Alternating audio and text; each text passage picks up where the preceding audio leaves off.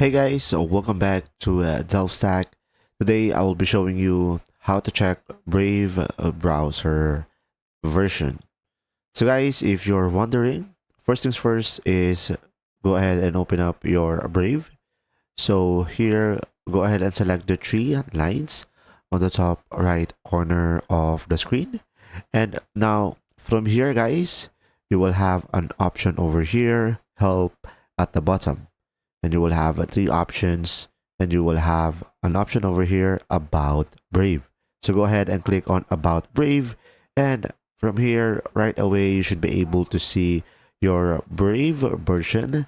So currently I am on 1.86, and this is the latest version of the Brave. And when there is any update over here, you should be able to see it, and you should be able to download it if it's available. And when you click on the hyperlink over here, you should be able to see here the Brave release notes on which each version have their release, and each of one of them have their features that has been fixed during that version, as you can see over here.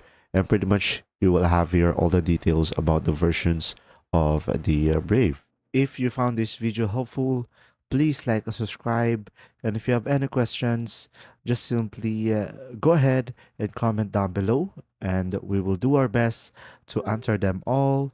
And see you in the next video.